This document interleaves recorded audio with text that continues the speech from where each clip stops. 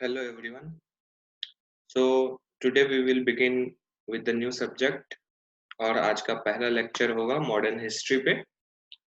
आज से हम लोग स्टार्ट करेंगे मॉडर्न हिस्ट्री और मॉडर्न हिस्ट्री में सबसे पहले जो हम लोग शुरुआत करते हैं पढ़ना वो शुरुआत करते हैं कि यूरोपियंस जैसे कि पोर्चुगीज, इंग्लिश, ब्रिट, फ्रेंच ये लोग इंडिया में आए, कैसे आए और कैसे अपना अपना गढ़ बनाते हैं और लास्ट में कैसे फिर इंग्लिश सब सारे यूरोपियन कंट्रीज को एलिमिनेट करके खुद का राज्य स्टैब्लिश करता है इंडिया में।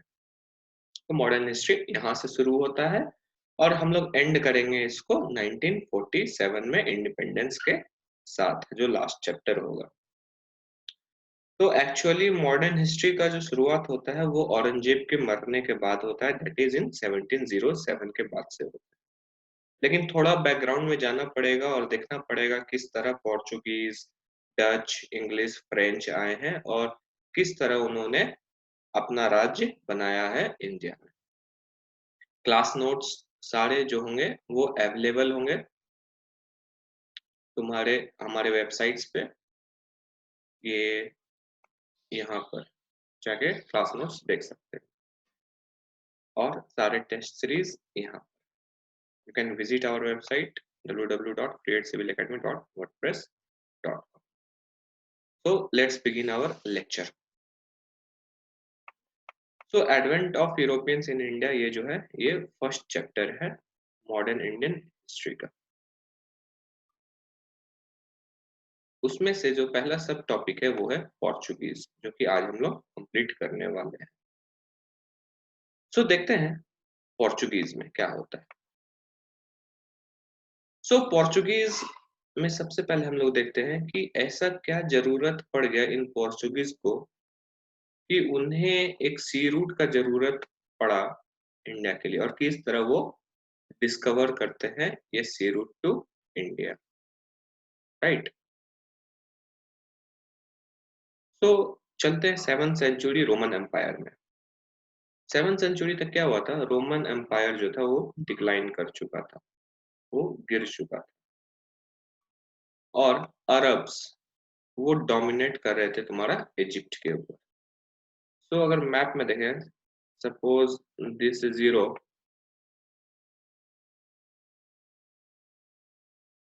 And this is your Africa, this is Europe, this is Africa, this is Sahara, this is Mediterranean sea और यहाँ पे कहीं हमें इजिप्ट दिखने को मिलता है। तो ये वाला जो पूरा इलाका जो था रोमन एम्पायर के अंदर था।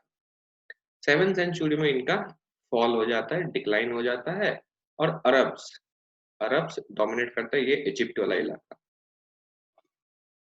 राइट। तो यहाँ पे देखने को मिलेगा, जब अफ्रीका का हम लोग मैप देखेंगे,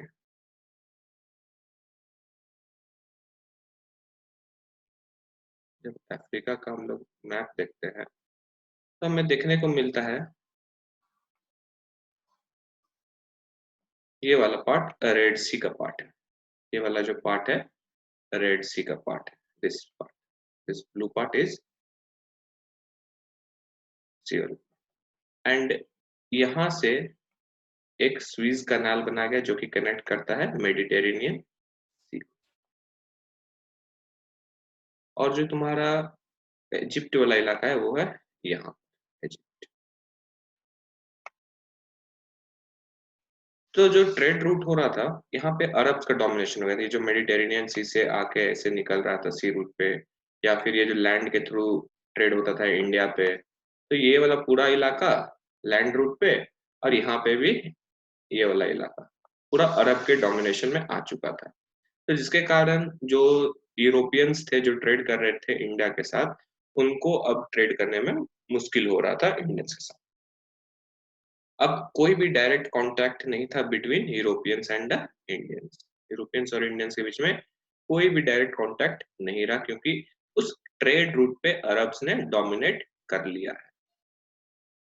अब इसके कारण क्या हुआ, जब डोमिनेशन हो गया ट्रेड रूट पे तुम्हारा अरब्स का और जब यूरोपियंस और इंडियंस के बीच में कोई भी कांटेक्ट नहीं होता है, so this situation affected the demand of Indian goods जो डिमांड था यूरोप में इंडियन गुड्स का, अब वो डिमांड आएगा ही नहीं। डिमांड होगा बट वो डिमांड करके क्या करेगा जब वहां पे सप्लाई ही नहीं।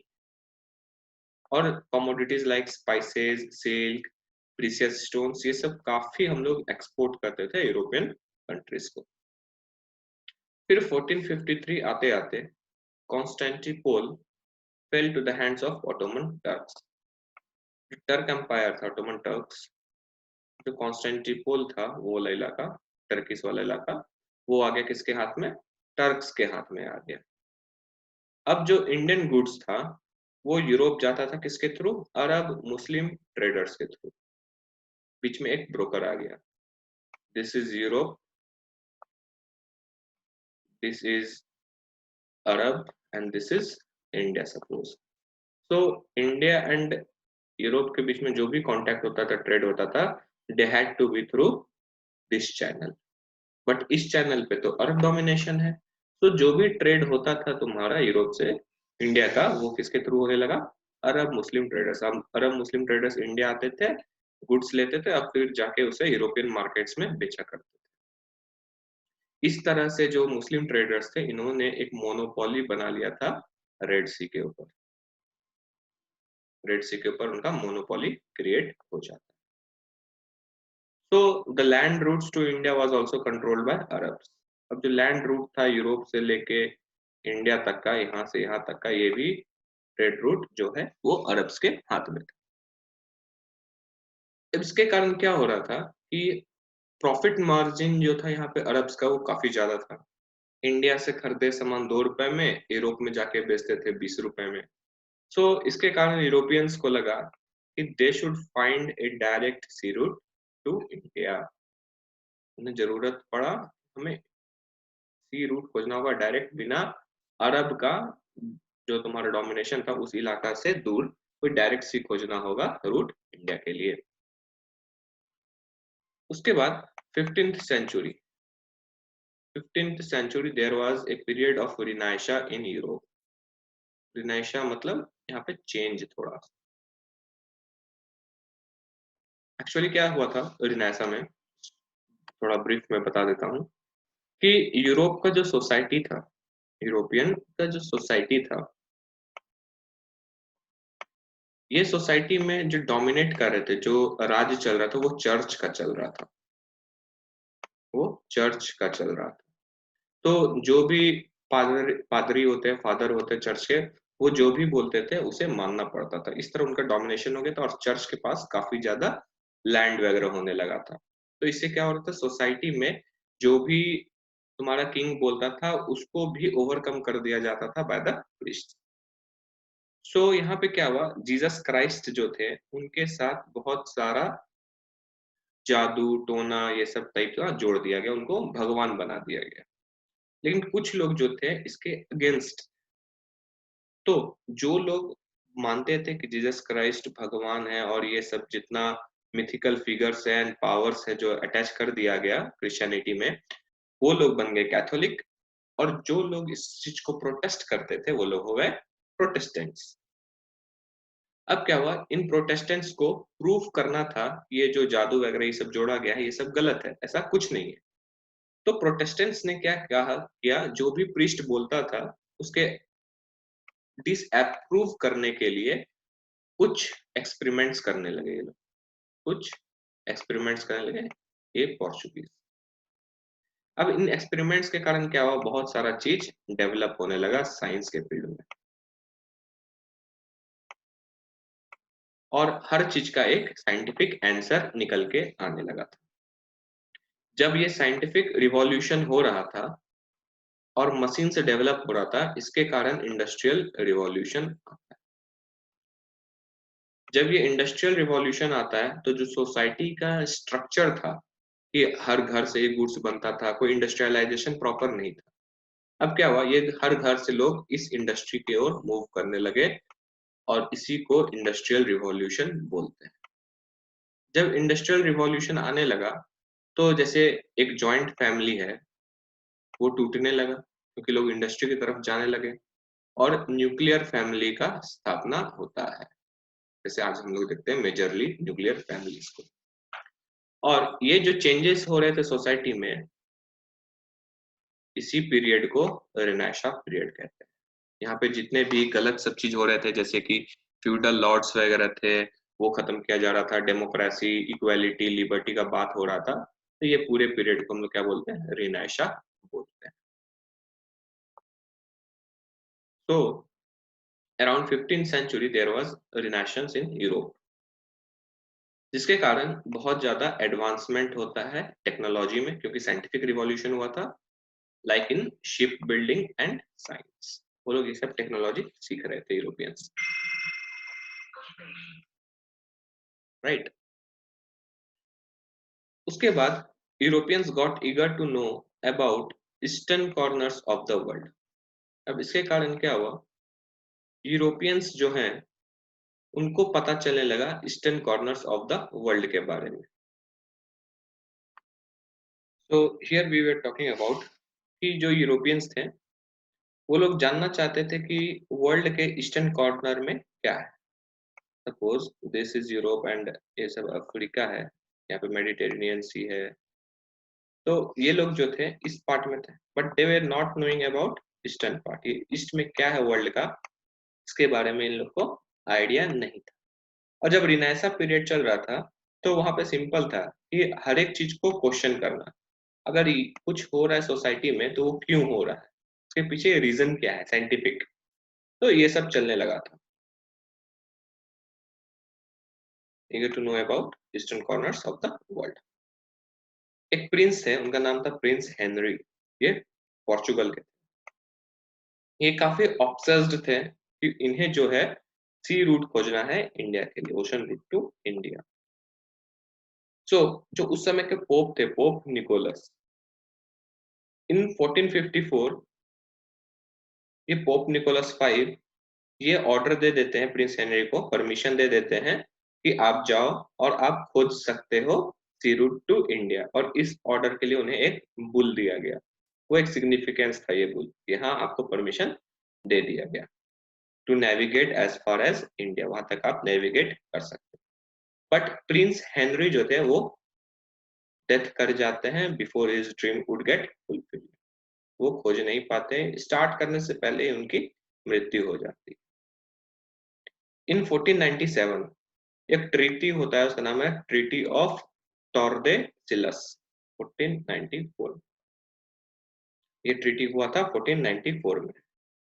तो 1497 में क्या होता है, इस ट्रीटी के अंदर जो नॉन क्रिश्चियन वर्ल्ड था, जैसे कि ईस्ट में पूरा, और भी जहां साउथ अमेरिका एंड ऑल, कहीं भी जो नॉन क्रिश्चियन वर्ल्ड था, अफ्रीका था, ये सब था, सो ये पूरे वर्ल्ड को क्या किया गया, डिवाइड कर दिया गया, ये पूरे वर्ल्ड को डिवाइड कर दिया गया।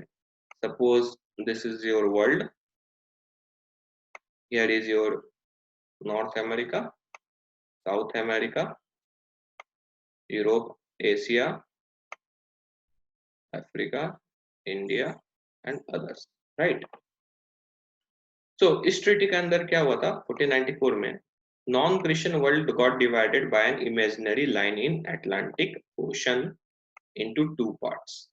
अब क्या हुआ, इस पूरे वर्ल्ड को डिवाइड कर दिया गया दो पार्ट में, वो भी अटलांटिक ओशन से, ये लाइन खींच दिया गया, imaginary line, this is Atlantic ocean here, the world got divided into two parts, one eastern side and the other western side। eastern side में Asia, India, Africa, this all, this side South America, North America, between Portugal and Spain, Portugal और Spain के बीच में बांट दिया गया। So here Portugal claimed everything to the east of the line, Portugal ने बोला कि ये जो इमेजिनरी लाइन है अटलांटिक ओशन में ड्रॉ किया गया है, इसके ईस्ट में, इसके ईस्ट में ये सारा पुर्तगाल का है, इसके ऊपर अधिकार पुर्तगाल का है, वहीं वेस्ट में स्पेन का है, and Spain to the west. और इसके बाद Portuguese prepared for incursions into India, इन्हें आइडिया था इंडिया जो है वो ईस्ट में है, और उसके बाद वो लोग प्रिपेयर करते हैं इंडिया में आने का, उसके लिए सी रूट खोजने के लिए। नाउ इन 1487 बार्थोलोमियो दियाज, ये नाम का व्यक्ति एक पोर्चुगीज नेविगेटर था, जो कि ईस्टर्न कोस्ट ऑफ अफ्रीका तक पहुंच जाता है। और ईस्टर्न कोस्ट ऑफ अफ्रीका पे पहुंचने के बाद इसे लगता है, ये बिलीव करने लगता है कि उसने सी रूट टू इंडिया खोज लिया, उसने इंडिया के लिए एक सी रूट खोज लिया। बट इन 1492 क्रिस्टोफर कोलंबस, ये एक इटालियन थे, बट ये जो अपना सी रूट है, सी जर्नी है to find a sea route to India, ये स्टार्ट करते हैं स्पेन से। और ये भी एक जगह पे पहुंच के, एक लैंड पे पहुंच के बोलता है कि मैंने भी सी रूट टू इंडिया खोज लिया। ऐसा ये क्रिस्टोफर कोलंबस क्लेम करता है। लेकिन कुछ साल बाद एक व्यक्ति अमेरिगो वर्सपुसी ये बोलते हैं कि नहीं, कोलंबस ने जो जगह खोजा वो इंडिया नहीं है, कोलंबस ने जो जगह खोजा वो कोई और जगह है। और वो जो जगह था, उस जगह का नाम पड़ा अमेरिका, जो क्रिस्टोफर कोलंबस ने खोजा था, बट वो क्लेम कर रहा था इंडिया है। लेकिन अमेरिगो वर्सपुसी ने आके बोला नहीं, वो इंडिया नहीं है। और ये जो लैंड था, ये अमेरिगो के नाम पे ही अमेरिका पड़ता है, ये अमेरिका पड़ता है।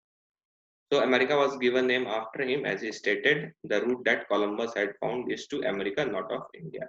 अमेरिका इसलिए नाम पड़ा क्यों? क्योंकि उन्होंने ही प्रूव किया कोलंबस को गलत, और बोला कि वो इस अमेरिका का जगह का सी रूट खोजा है कोलंबस ने, ना कि इंडिया का। By 1497 a Portuguese ship set for India. अब 1497 में एक और शिप इंडिया के लिए स्टार्ट होता है सी रूट खोजने के लिए।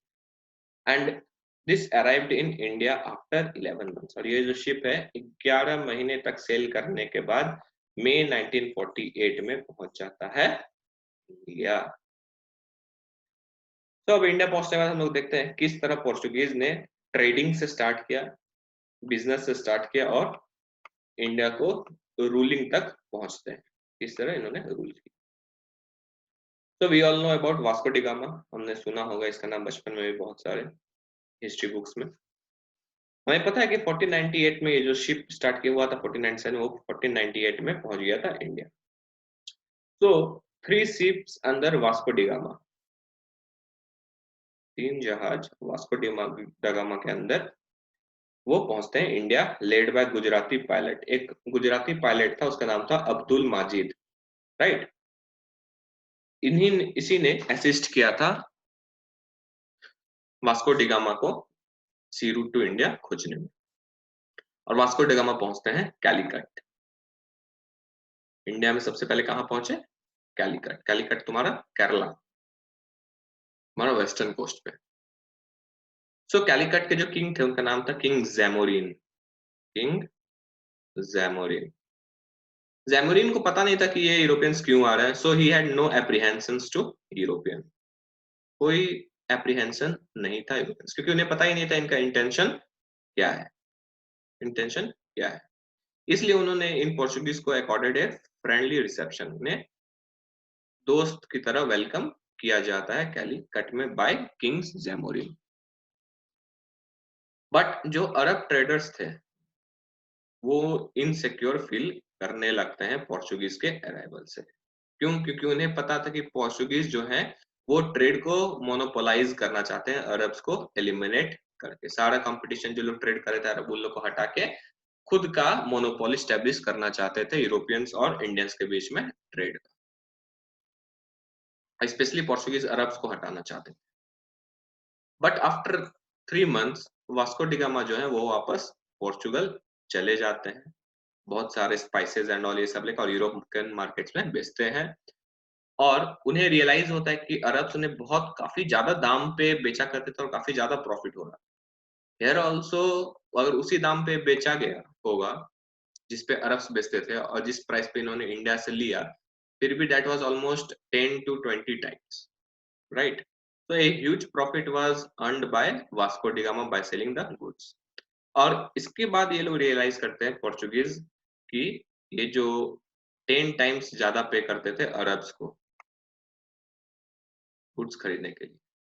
अब ये चीज जब प्रॉफिटेबिलिटी देखा गया other European Nations, Spain, Britain, French, Dutch, Denmark, ये लोग जब देखे कितना ज्यादा प्रॉफिट है इस बिजनेस में, तो उन लोग को भी चाहत हुआ कि वो इंडिया में आए और ट्रेड जो है डायरेक्टली करे, नॉट थ्रू पोर्चुगल, क्योंकि पोर्चुगल भी तो अपना प्रॉफिट मारेगा, अरब्स भी अपना प्रॉफिट मारेगा, तो क्यों करना इन लोग के थ्रू, अपना अपना सी रूट खोजो और अपना अपना ट्रेड करो। इसलिए और सब भी जो यूरोपियन कंट्रीज थे वो भी चाह रहे थे कि इंडिया के साथ ट्रेड जो है वो डायरेक्टली करे। उसके बाद जब वो चले गए वास्को डिगामा, नेक्स्ट जो थे वो थे पेड्रो अल्वारेज कैब्रल नामक व्यक्ति, Pedro Alvarez Cabral.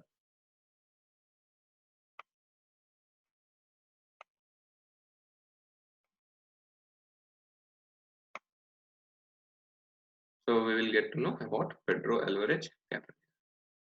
So in 1500 Pedro Alvarez Cabral भी कैलिकट पहुंचते हैं और कैलिकट में आने के बाद वो एक पोर्चुगीज फैक्ट्री को सेटअप करते हैं। बट ये जो फैक्ट्री ये जो सेटअप किए थे तुम्हारे कैलिकट में, इस पे कुछ लोकल्स जो हैं अटैक कर देते हैं और जो लोग काम कर रहे थे उस फैक्ट्री में पोर्चुगीज लोग वो मारे जाते हैं, बहुत सारे पोर्चुगीज मारे जाते हैं। कैब्रल को ये बात पसंद नहीं आता है, सो वो रिटेलिएट करते हैं और उनको लग रहा था कि ये सब अरब्स का ही काम है, इसलिए समुद्र में जितने भी अरब शिप्स थे वो सारे शिप्स पे क्या करते हैं, बॉम्ब गिरा देते हैं कैलिकट में तुम्हारा पेड्रो अल्वारेज कैब्रल। इसके कारण क्या हुआ, जो अगल बगल वाले इलाका थे वो लोग भी पावर देख लेते हैं पोर्चुगीज का, और कुछ ट्रीटीज हो जाता है इसी कारण से कोचीन एंड कन्नौर, कोचीन एंड कन्नौर ये केरला साइड है, तो ये दो जगह के जो राजा थे उनके साथ भी कुछ एडवांटेजियस ट्रीटी जिसमें फायदा हो पोर्चुगीज का वैसा एक ट्रीटी कर लेते हैं।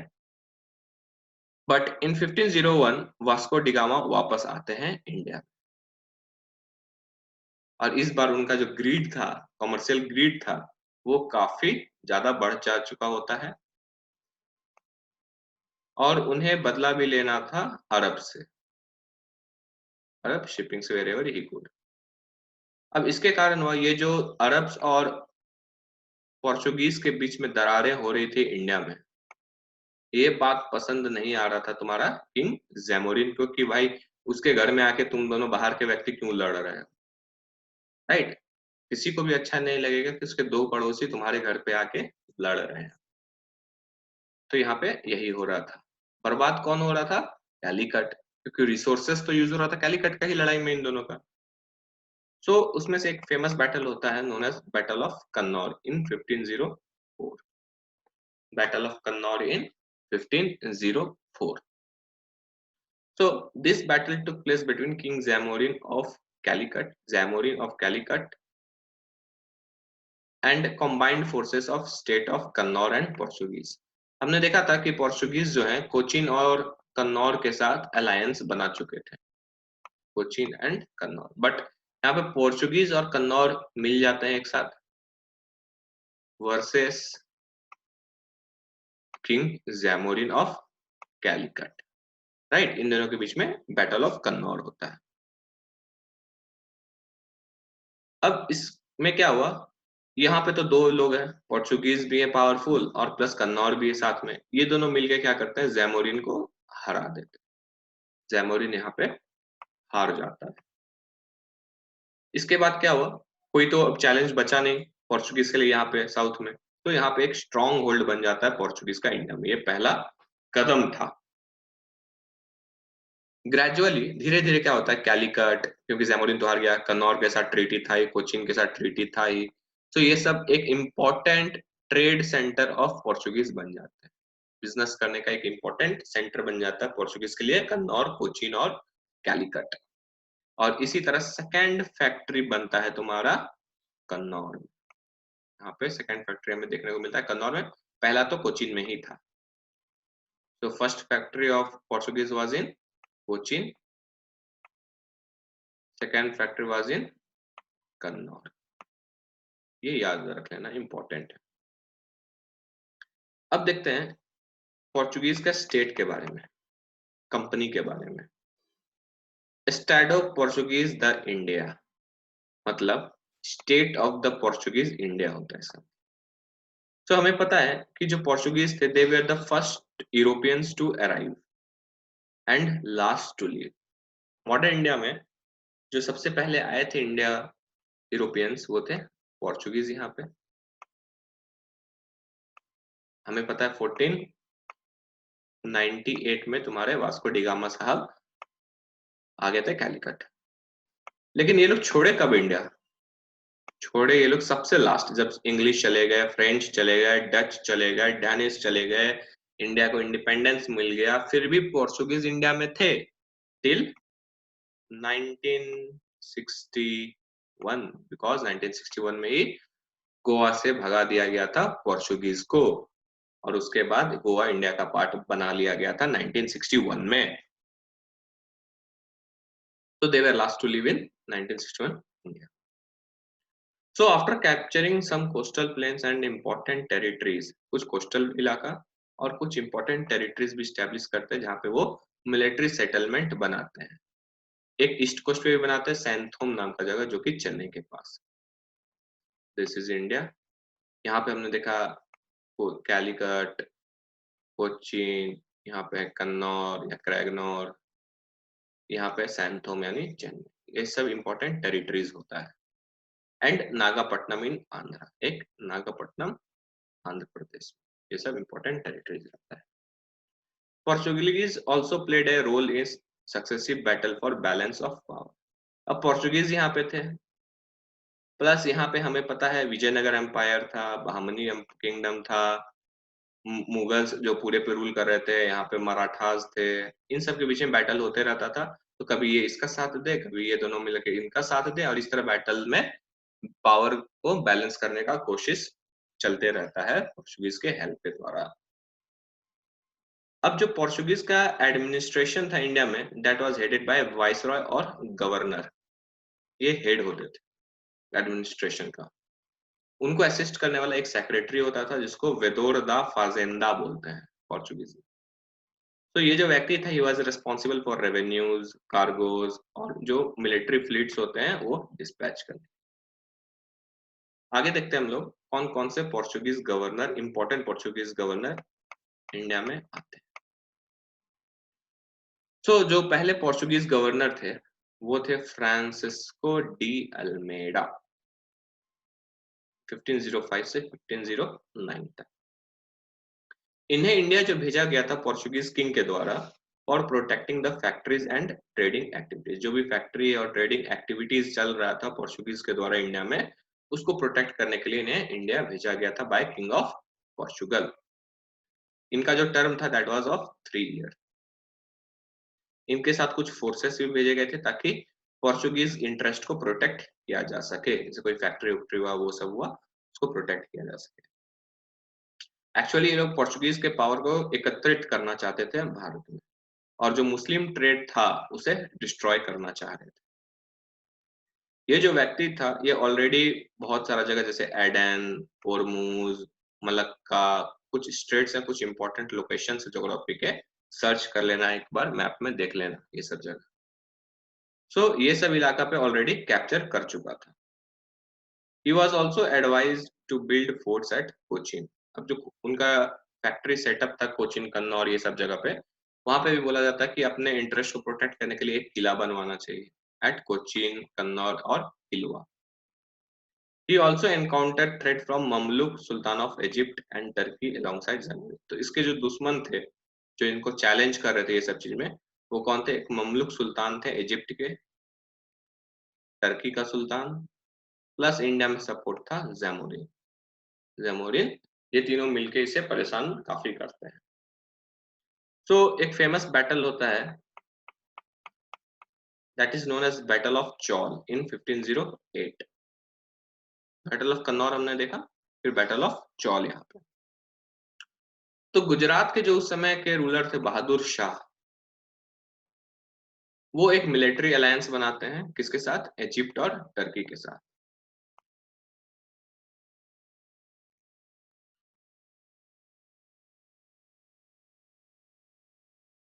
This is your Gujarat.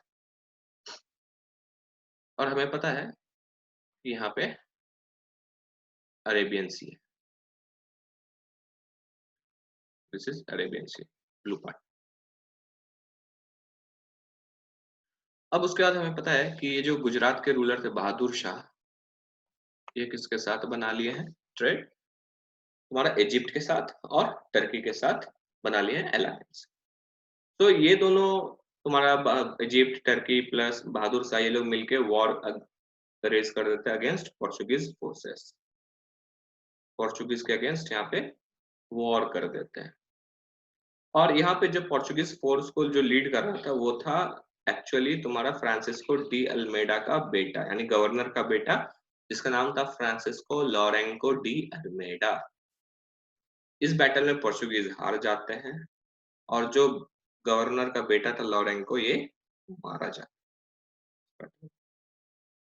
But जो गवर्नर ऑफ पोर्चुगीज था फ्रांसिस्को डी अल्मेडा, वो अब सोचता है टू रिटेलिएट, बदला लेने का। तो होता है next battle of Diu just एक साल बाद 1509 in order to seek revenge. So यहाँ पे पोर्चुगीज आर्मी को इस बार खुद गवर्नर यानी फ्रांसिस्को डी अल्मेडा लीड करते हैं और वही लोग वॉर रेज करते हैं against Zamorin, Bijapur, Sultan of Egypt and Turkey. वही कंबाइंड फोर्सेस के अगेंस्ट में वॉर रेज करते हैं पोर्चुगीज। यहाँ पर पोर्चुगीज जो है वो हरा देते हैं जैमोरिन, इजिप्ट, टर्की, ये सब का जो कलेक्टिव आर्मी था वो हरा देते हैं और पोर्चुगीज यहाँ विक्टोरियस साबित होते हैं। अब तो यहाँ पे उनको चैलेंज करने वाला कोई नहीं, तो इस तरह उनका जो पकड़ था इंडिया पे वो और मजबूत होता है। सुल्तान ऑफ इजिप्ट एंड टर्की जो है हारने के बाद वो वापस चले जाते हैं अपने अपने इलाका में, और जो अल्मेडा है फ्रांसिस्को डे गवर्नर, ये चला जाता है अफ्रीका में, और अफ्रीका में वो एक जगह पे लोकल ट्राइब्स जो है अफ्रीका के, वही लोग उससे मार देते हैं एक्चुअली फ्रांसिस्को डी अल्मेडा। उनका एक बहुत इंपॉर्टेंट पॉलिसी था इंडिया में, काफी इंपॉर्टेंट पॉलिसी क्वेश्चंस आते हैं, that was known as blue water policy, और you can tell it as cartaz system.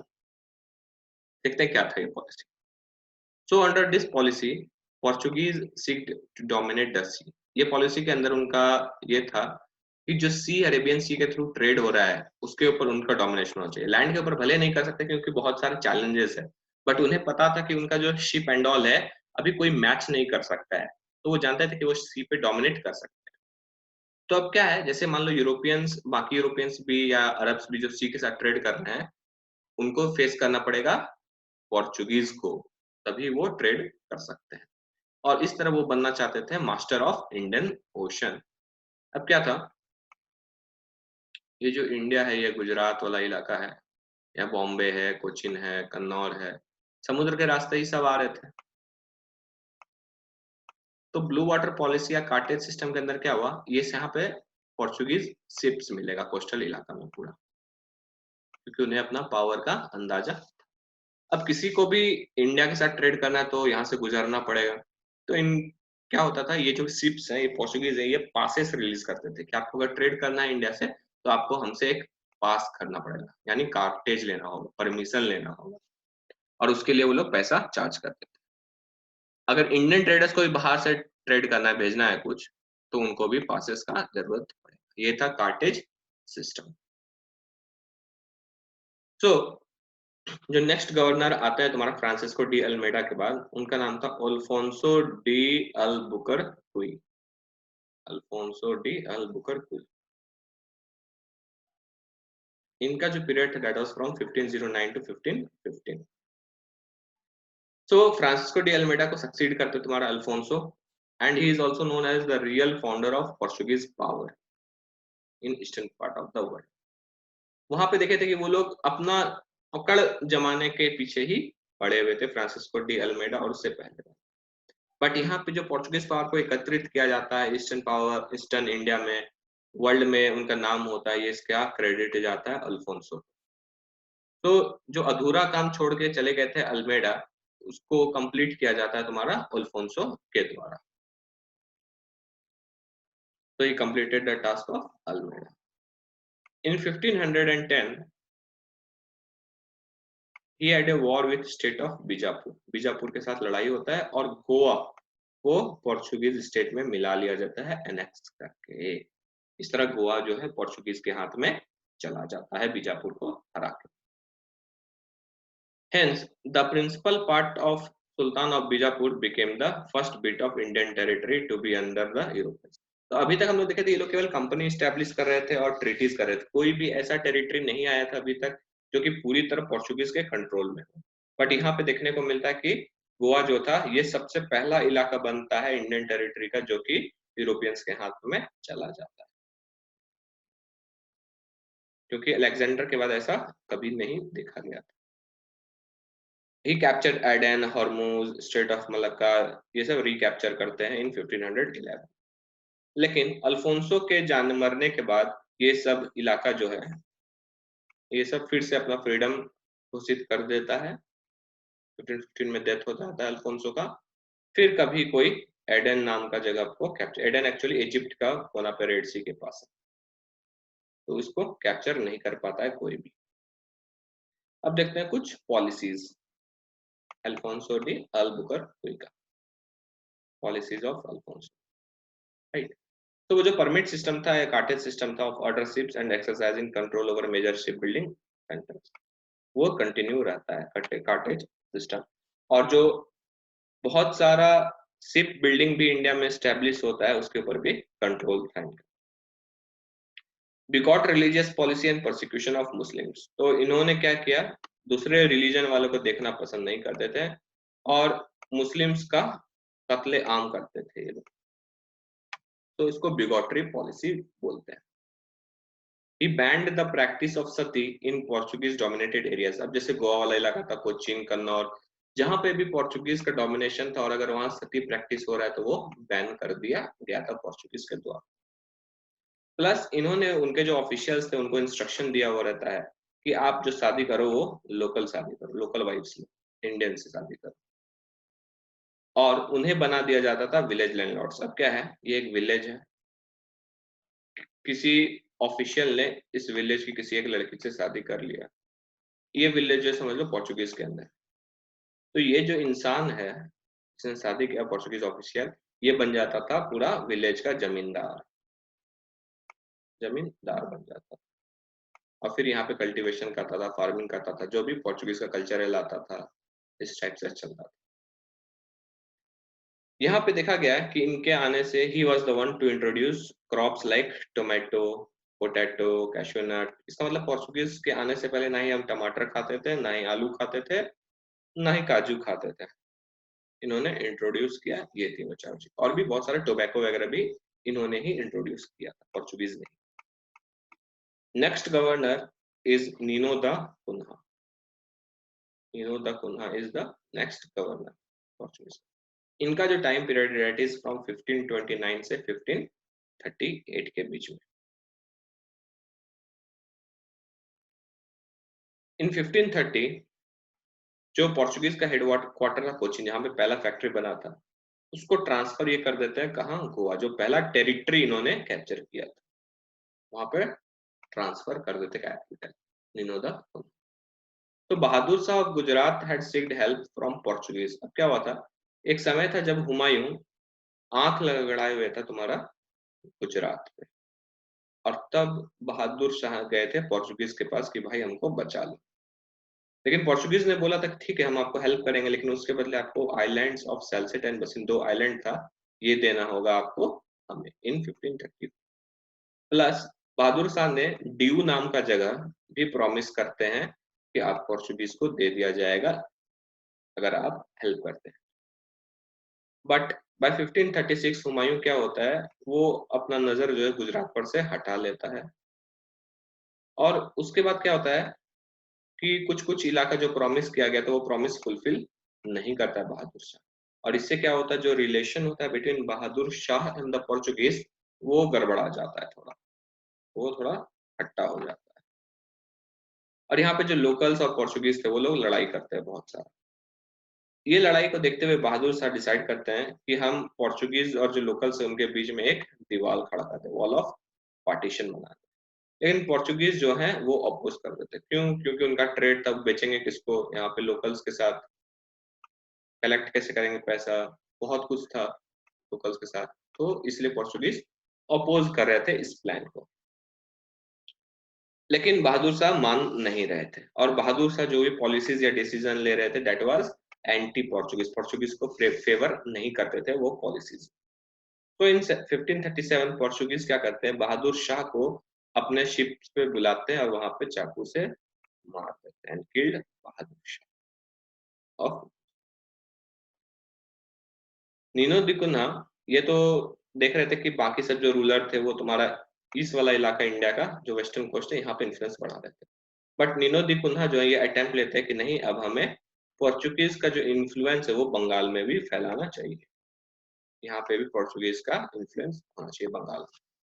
इसलिए वो फैक्ट्री स्टैब्लिश करते हैं बंगाल में, कहाँ, हुगली में, कासिम बाजार में बाय 1534 तक, प्लस दो छोटा कुछ पोर्ट्स, दो पोर्ट्स भी डेवलप करते हैं ताकि उनका शिप आके यहाँ पे रुक सके। क्या नाम था, एक पोर्टो पिकानो नाम था, सतगांव, सतगांव, और दूसरा पोर्टो ग्रांडे इन चिट्टागोंग, बांग्लादेश में, अभी फिलहाल बांग्लादेश में। पोर्टो ग्रांडे ग्रेटर पोर्ट होता है ये, लेकिन एक छोटा एक बड़ा पोर्ट बनाते हैं नीनो दा कुन्हा। उसके बाद जो नेक्स्ट इंपॉर्टेंट गवर्नर आते हैं नीनो दा कुन्हा के बाद, उनका नाम होता है Martin Alfonso D'Souza, Martin Alfonso D'Souza. इनका जो टाइम पीरियड है डेट इज फ्रॉम 1542 से 1545। जब मार्टिन अल्फांसो डिसूजा इंडिया आए हुए थे, सॉरी ये फ्रेंच नहीं होगा, ये पोर्चुगीज होगा। सो इस वक्त सेंट फ्रांसिस जेवियर नामक एक फादर वो इंडिया आते हैं, इंडिया आते हैं ड्यूरिंग हिज पीरियड, और यहाँ पे वो स्टार्ट करते हैं एक फॉर्मल एफर्ट कि अब हमें इंडियंस को जो है क्रिश्चियनिटी में कन्वर्ट करना, कन्वर्जन का प्रैक्टिस शुरू करने के लिए इंडिया आते हैं सेंट फ्रांसिस जेवियर फॉर्मली। सो इन 1560 पोर्चुगीज स्टैब्लिश करते हैं एक इंस्टीट्यूशन, जैसे आरबीआई है ना जो कि रेगुलेट करता है तुम्हारा सारा बैंक्स को, उसी तरह एक इंस्टीट्यूशन बनाया गया, एक बॉडी बनाया गया जिसका नाम था इंस्टीट्यूशन ऑफ इंक्विजिशन, यानी कन्वर्जन के लिए और ब्लास्फेमी को पनिश करने के लिए, to punish for blasphemy. Blasphemy मतलब वही है, दूसरे रिलीजन के प्रति अगर आप कुछ बोलते हैं और उसके चीजों को नहीं मानते या फिर अभद्र वाक्य का प्रयोग करते हैं तो उसके लिए आपको पनिश किया जाएगा। पढ़ लेना आसिया बीबी केस, पाकिस्तान का Asia Bibi case, this was a case of blasphemy in Pakistan, Asia Bibi case, you will understand what is blasphemy. So यहाँ पे हमें देखा गया कि ये लोग काफी जोरों शोर से कन्वर्जन चला रहा था इंडिया में और ब्लास्फेमी का केस लगा रहे थे थ्रू इंस्टीट्यूशन ऑफ इंक्विजिशन। तो ये जो कन्वर्जन वाला काम है, this was the major reason for decline of Portuguese India. Portuguese का जो इंडिया में डिक्लाइन होता है उसका मेजर कारण भी यही था कि ये लोग काफी ज्यादा कन्वर्जन कर रहे थे India. In 1630 treaty of Madrid होता है between English and Portuguese government.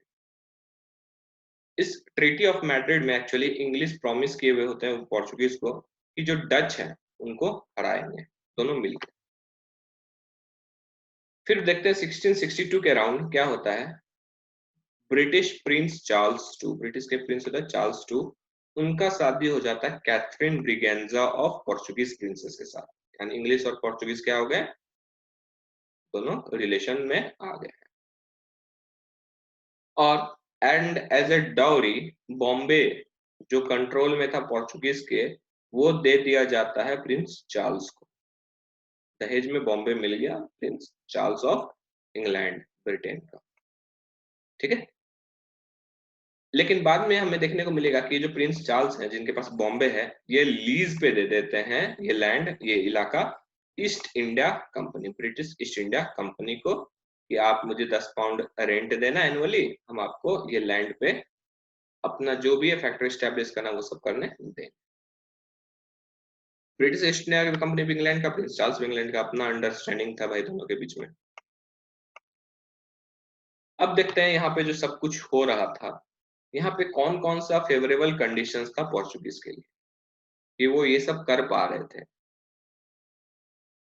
Trading से रूलिंग की ओर जा रहे थे। तो यहाँ पे हम लोग देख सकते हैं कि इस दौरान क्या हुआ था, जब पोर्चुगीज से इंडिया में, उस समय जो बहमनी किंगडम था वो भी खत्म होने पे था। विजयनगर एम्पायर तो खत्म हो चुका ही था, यहाँ पे बहमनी किंगडम जो था वो भी कमजोर पड़ चुका था, उसके पास भी उतना पावर नहीं था। प्लस हमें पता है नवल स्ट्रेंथ जो है पोर्चुगीज का वो काफी ज्यादा था यूरोप में रिनेशा के कारण और साइंटिफिक रिवॉल्यूशन के कारण। Plus dissolution of Arab domination in Indian ocean, पहले इंडियन ओशन में केवल डोमिनेट कौन कर रहा था, अरब कर रहा था, क्योंकि उन्हें ही ट्रेड रूट मालूम था, बट अब तो पोर्चुगीज को भी मालूम है। तो इस तरह उनका डोमिनेशन खत्म हो चुका था इंडियन ओशन में, और अब उनको भी अगर ट्रेड करना होता था तो कार्टेज सिस्टम के थ्रू उन्हें पास लेना होता था। प्लस पोर्चुगीज जो हैं यही वो थे लोग जो, मान लीजिए उनका शिप है, तो शिप पे वो लोग क्या रखते थे, तोप रखते थे, कैनन्स रखते थे बड़े बड़े। तो अगर कोई शिप क्रॉस भी कर रहा है तो इन्हें दौड़ के जाने का कोई जरूरत नहीं है उसे पकड़ने के लिए, बस एक कैनन चलाए, यहाँ के लोग तैर के यहीं पहुंच जाते थे बचने के लिए, वो शिप पे रखा करते थे। प्लस पोर्चुगीज में यूनिटी काफी ज्यादा था। तो this were some of the favourable conditions जो कि पोर्चुगीज को मदद करते हैं इंडिया में रूल करने के लिए। अब देखते हैं थोड़ा रिलीजियस पॉलिसी ऑफ पोर्चुगीज। एक मुस्लिम ग्रुप है नॉर्थ अफ्रीका में, उसे कहते हैं मूर्स। अरब्स तो आपको पता ही। तो मूर्स और जो अरब्स थे ये सबसे कट्टर दुश्मन थे किसके, पोर्चुगीज के। क्यों? क्योंकि हमें पता है पोर्चुगीज जो है मुस्लिम्स को परसिक्यूट करते थे, तो ऑब्वियसली मूर्स और अरब्स को ये बात पसंद नहीं आएगा।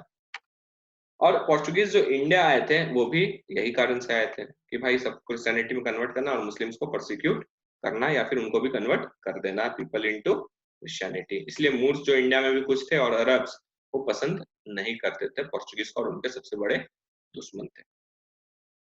स्टार्टिंग में इनिशियली पोर्चुगीज जो थे वो काफी टॉलरेंट थे टुवर्ड्स हिंदूज, उन्हें मुस्लिम से ही इनिशियली प्रॉब्लम होता था बट हिंदू से नहीं। लेकिन बाद में हमें देखा गया कि हिंदूज को भी वो लोग परसिक्यूट करना शुरू कर देते हैं, उन्हें उनका भी कत्लेआम मचाना शुरू करते हैं।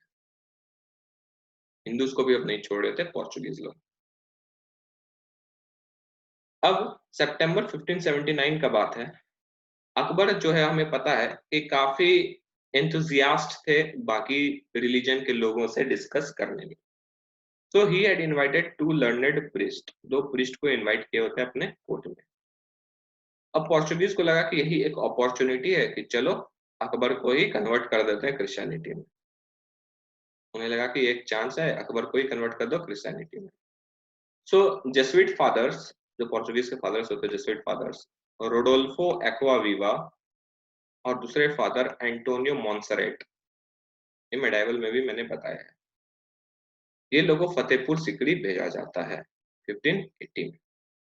इनका काफी आदर सम्मान के साथ वेलकम किया जाता है, but they failed to persuade Akbar, Akbar को कन्वर्ट नहीं कर पाते हैं क्रिश्चियनिटी में और हार मान के चले जाते हैं वापस 1580। लेकिन पोर्चुगीज हार नहीं माने, ये दोनों भले हार मान गए, बाकी पोर्चुगीज के फादर लोग भी थे। तो सेकेंड मिशन आता है अकबर के कोर्ट में 1592 में, वो भी फेल हो जाता है, कन्वर्ट नहीं कर पाते हैं। तीसरा मिशन फिर 1595 में लाहौर में आता है by father Jerome Xavier and Emmanuel Pinheiro, ये भी आता है लेकिन कन्वर्ट नहीं कर पाते हैं फैमिली। अकबर के जाने के बाद जब प्रिंस सलीम या जहांगीर ये इंटरेस्टेड नहीं थे ये सब काम में, तो वो नेग्लेक्ट करते थे इन जेsuit फादर्स को, और नेग्लेक्ट करते थे इसके कारण जो भी उन्हें फैसिलिटीज इन फादर्स को मिला हुआ था इंडिया में, और जो भी उन्हें एडवांटेजेस था इंडिया में, वो सब को छीन लिया गया था एक्चुअली इनिशियली। बट 1606 में हमें देखने को मिलता है कि जो भी उनके पास फेवर्स था, जो भी एडवांटेजेस था, वो वापस कर दिया जाता है बाय जहांगीर, प्रिंस सलीम के द्वारा। बट क्वेश्चन उठता है, ठीक है जब वापस कर दिया गया, अकबर इतना बुलाते थे, वो लोग डिस्कस करते थे, जहांगीर के साथ भी कुछ उतना देखने को नहीं मिला, तो फिर क्यों ऐसा हुआ कि पोर्चुगीज जो मुगल्स हैं वो हेट करने लगे। Why did Portuguese lose favours with the Mughals? ऐसा क्या हुआ? यहाँ पे हम लोग देखने का कोशिश करते हैं। अब हमें पता है कि जो ब्रिटिशर्स थे उनको काफी जलन था पोर्चुगीज से। क्यों? क्योंकि ऑब्वियसली ट्रेड मोनोपोली था और काफी प्रॉफिट कमा रहे थे। और अब ब्रिटेन को भी क्या था? प्रॉफिट कमाना था, तुम्हारा बिजनेस। इसीलिए 1608 में एक ब्रिटिश कैप्टन हॉकिंस वो सूरत पहुंचते हैं। उनका जिस शिप से पहुंचते हैं उस शिप का नाम हेक्टर है। और वो अपने साथ एक लेटर लाते हैं इंग्लैंड के राजा का, जेम्स वन होते हैं। लेटर में था, परमिशन मांगे थे राजा ने to do business in India, कि वो बिजनेस कर सके, इंग्लिश में बिजनेस कर सके इंडिया में।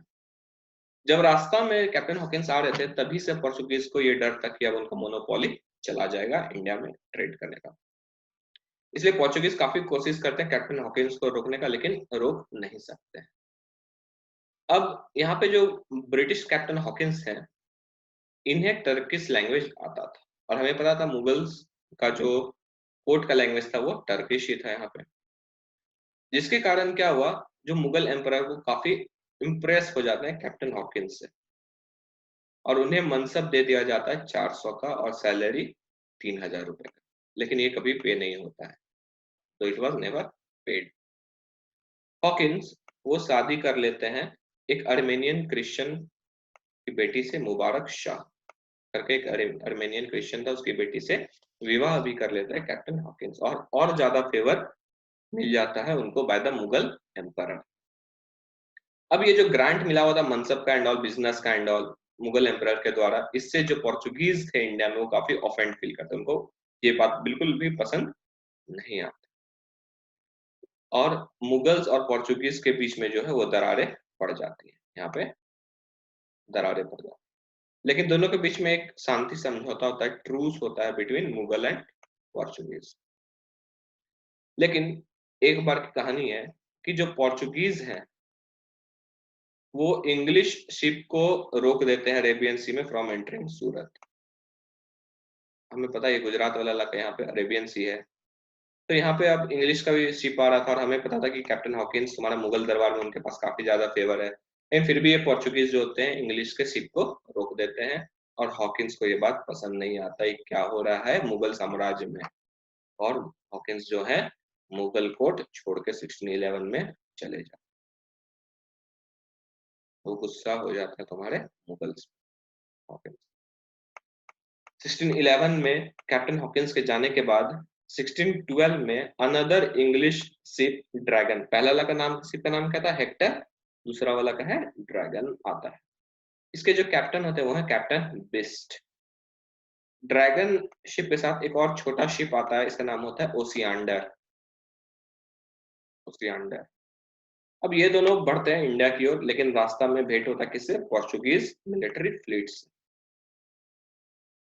और इस फाइट में जो ड्रैगन और ओसियांडर शिप थे ब्रिटिश के, वो हरा देते हैं पोर्चुगीज शिप को।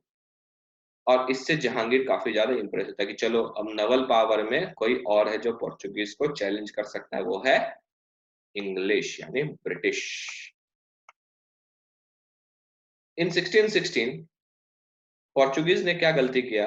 ही offended Jahangir by capturing Mughal cargoes and a few Muslims. इस बार पोर्चुगीज ने क्या किया? मुगल का ही शिप को कैप्चर कर लिया, कार्गो का जो सामान ले जा रहे थे, और कुछ मुस्लिम को भी कैप्चर कर लिया था गुजरात के साइड। तो गुजरात का जो उस समय गवर्नर था मुकर्रब खान ऑफ सूरत, उसे ऑर्डर दिया जाता है कि जाओ और कॉम्पेंसेशन लो इन पोर्चुगीज। कॉम्पेंसेशन वगैरह हो जाता है, ठीक है, फिर भी उतना कुछ खास इफेक्ट नहीं पड़ता है तुम्हारा पोर्चुगीज को, वो फेवर्स मिला हुआ ही रहता, फेवर्स वापस नहीं होते। लेकिन हमें देखने को मिलेगा कि जब शाहजहां आते हैं उन्हीं के टाइम में पोर्चुगीज जो है अपना सारा एडवांटेजेस, होप, जो भी था कि रॉयल मुगल को कन्वर्ट करना है क्रिश्चियनिटी में, ये सब खो बैठते हैं। देखते हैं क्या होता है। तो एक्चुअली बात है 1632 का। 1632 में पोर्चुगीज जो है दो स्लेव गर्ल मुमताज की दो नौकरानी को पकड़ लेते हैं, कैप्चर कर लेते हैं। और मुमताज के इन्फ्लुएंस में थे हमारे शाहजहां।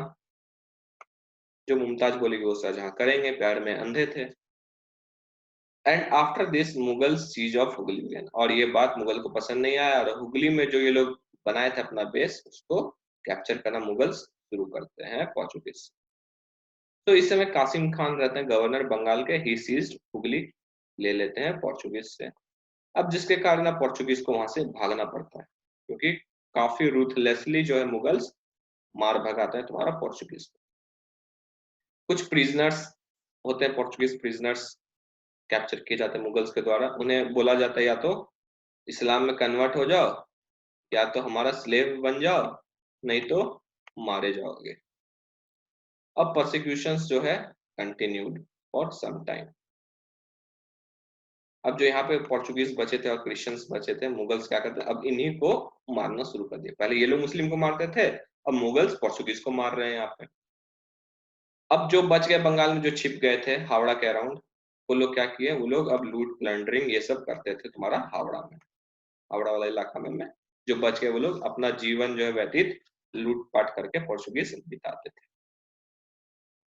ये तो था वन ऑफ द कॉज कि क्या हुआ था, इंस्टेंट कॉज क्या था। But let's see long term causes of decline of Portuguese क्या थे। कि कुछ कुछ पॉलिसीज जो उनका था, शुरू से ही कुछ ऐसा था जिसके कारण उनका डिक्लाइन हो जाए।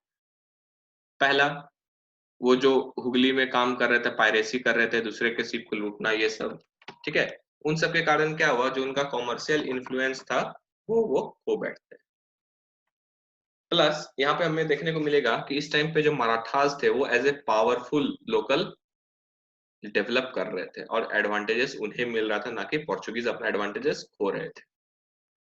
जो सल्सेट एंड बसिन नाम का आइलैंड जो पोर्चुगीज के पास था, जो उन्होंने कैप्चर किया था, मतलब मिला था उनको बहादुर शाह से, वो सल्सेट एंड बसिन पे अब क्या हुआ, मराठास कैप्चर कर लिए थे इन 1739। प्लस गोवा, गोवा को भी मराठास ले लेते हैं, 1683 में इन्वेड कर देते हैं। तीसरा रीजन था कि उनका जो रिलीजियस कट्टरपंथी बिगॉटरी पॉलिसी था पोर्चुगीज का।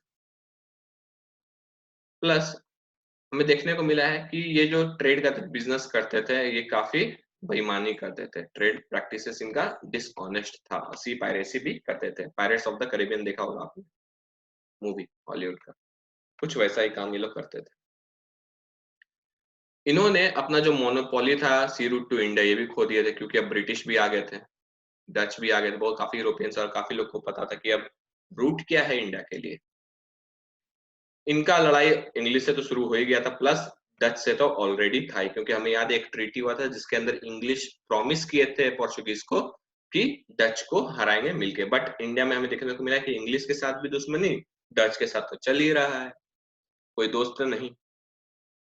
लेकिन एक और कॉज होता है कि इस समय तक ब्राजील डिस्कवर हो गया होता है, ब्राजील नाम का देश डिस्कवर हो गया होता है, जो कि साउथ अमेरिका में हमें देखने को मिलता है। तो जो कॉलोनाइजिंग का एक्टिविटी था पोर्चुगल का, वो अब इंडिया से ईस्ट से वेस्ट घूम गया था। पहले वाले ट्रीटी के अंदर पता है ईस्ट में जाएगा, लेकिन जब ब्राजील हो गया और इंडिया में देख रहे हैं ये सब कंडीशन खराब है, तो ये अपना ध्यान वेस्ट में कर लेता है, ब्राजील की ओर कर।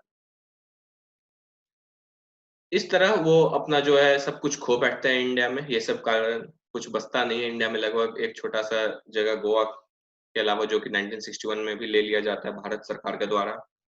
बट उनका जो इतना दिन का प्रेजेंस था पोर्चुगीज का, वो क्या क्या सिग्निफिकेंस लाता है इंडिया में, क्या क्या चेंजेस आता है, उनका क्या सिग्निफिकेंस था रूल का, वो देखते हैं एक करके। सो यहाँ पे देखने को मिलता है कि यहाँ पे हमें नवल पावर का इमरजेंस होता है। क्यों? क्योंकि अब ब्रिटिश के पास भी नवल पावर आ गया है, शिप बिल्डिंग इंडस्ट्री इंडिया में डेवलप हो गया है, मुगल्स को भी पता है अब क्या होता है नवल पावर, उसका क्या जरूरत है, तो नवल पावर के बारे में काफी लोगों को पता चलता है। प्लस इन्होंने काफी इनोवेशन किया होता है, आर्मर, आर्मर मतलब बॉडी का जो गार्ड होता है, देखते हो पहनते थे पुराने वाले लड़ाई युद्ध, देखोगे कि आर्मर वो लोग पहनते हैं। प्लस गन्स, मैच लॉक, जो कि शिप के थ्रू फेंकते थे। यहाँ पे ऐसे है, यहाँ पे एक पत्थर जैसे इसमें आग लगा हुआ है, बम टाइप का लगा हुआ है, इसे फेंका जाता था दूसरे शिप पे, मैच लॉक। तो ये सब चीज था इसके कारण क्या हुआ, मुगल्स को भी ये सब स्किल्स पता चलता है, फील्ड गन्स का और आर्टिलरीज का, ये सब का कला सबको ये देते हैं। Plus system of infantry drilling on Spanish model. अब हमें पता है कि बहुत सारे इन्फेंट्रीज होते हैं, यानी आर्मी पर्सोनल है 4-5, इस तरह पूरा ग्रुप है। तो तुम रिपब्लिक डे में परेड में देखते होगे कि ये लोग जो इन्फेंट्रीज होते हैं, ग्रुप्स होते हैं, मान लो बीएसएफ का ग्रुप है, सीआरपीएफ का ग्रुप, ये लोग मार्च करते हैं, राइट, इन्फेंट्री ड्रिल करते हैं, परेड करते हैं। तो वो जो ये क्या होता है, ये डिसिप्लिन लाता है आर्मी में, इन्फेंट्री में। ये जो सिस्टम ऑफ ड्रिलिंग था, ये स्पेनिश मॉडल था, जो कि स्पेन से पोर्चुगीज ने लिया था, और पोर्चुगीज फाइनली इंडिया को देके जाते हैं। और बाकी सब हम लोग देखेंगे कि मराठास, मुगल्स, ये लोग भी इन्फेंट्री का ड्रिलिंग स्टार्ट करते हैं ताकि डिसिप्लिन है। हमें पहले मल्टी डेक शिप्स नहीं पता था, शिप है, इसके ऊपर बस एक छोटा सा है, बस ये ट्रेड कर रहा है। लेकिन हमें देखने को मिलता है कि पोर्चुगीज जब इंडिया में आते हैं तो मल्टी डेक शिप का कंसेप्ट लाते हैं, एक के ऊपर एक, इस तरह मल्टी डेक शिप्स इंडिया में भी हमें देखने को मिलता है। प्लस यहाँ पे जो यूरोपियंस आए वो क्या लाए, यूरोपियन आर्ट लाते हैं इंडिया में। और हमें देखा गया कि जो फ्रांसिस जेवियर ये लोग आए थे कन्वर्टिंग के लिए, ये लोग कन्वर्ट के अलावा education, painting, art and sculpture, ये सब में भी कंट्रीब्यूट करते हैं। ये तुम्हारा मिशनरीज और डेवलपमेंट करते हैं एजुकेशन का, पेंटिंग का, ये सब। बट एट लास्ट पोर्चुगीज का पावर उतना ज्यादा इन्फ्लुएंस नहीं रहता है इंडिया में। और कल हम लोग देखेंगे next power in India, that is Dutch and English. तो आज के लिए यहीं पे क्लास को खत्म करते हैं। किसी को अगर कोई डाउट है तो कमेंट कर दो, I will reply them in the comment box. Thank you.